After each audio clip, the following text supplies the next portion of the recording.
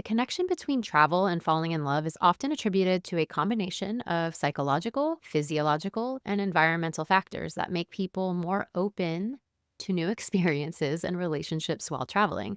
So, what are these factors? Number one is novelty and excitement.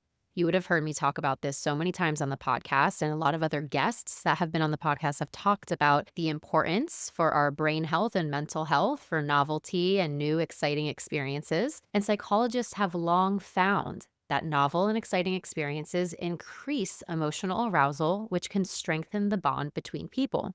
Traveling often involves new places and cultures and foods and adventures, and this stimulates the brain's reward center. This arousal can be misattributed often to feelings of romantic connection, but this misattribution of romantic connection because of this arousal of the reward center in our brain and the emotional arousal that's happening, it actually may lead to long-term partnerships. So although psychologically it might be a misattribution of romantic connection because of this arousal of our emotions, just because that term misattribution might be there, it could actually help you develop that long-term partnership in the long run.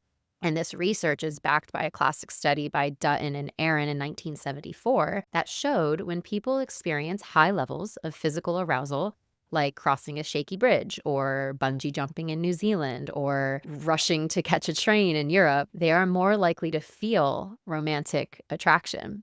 Isn't that crazy? Like when you're doing something that's new and different and you're kind of arousing the different fear or adrenaline or that physical arousal, that you're more likely to feel a romantic attraction as well. So traveling brings similar heightened emotions from the excitement of exploration. Also, Susan Winograd from episode 48 of the podcast states that travel naturally brings you into these new environments. So there's a new context for who you can be and a new context for the relationships you're in with other people, or in this case, new relationships that you can start with new people that you meet while you're traveling. This new context allows for that deeper intimacy as well. So just listen to what she has to say.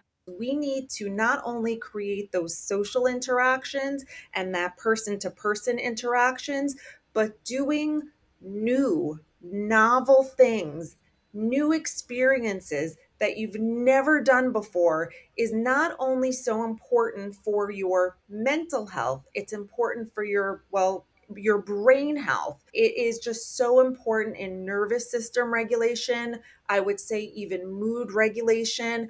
I would even go so far to say it's important for sexual health. It creates a new context, a new environment. Can we talk about sex on this podcast? Absolutely. Let's Okay, do so it. what do I always, when I'm teaching sexual wellness, I always say, why do you have better sex when you're on vacation? It's because your nervous system is calmer. Vacation helps to manage stress. It's a new context. It's a new environment. It's exciting. It sort of strips away all of those limiting beliefs and physical symptoms that you have in a familiar environment. And it is so therapeutic, I think, for every system in the body.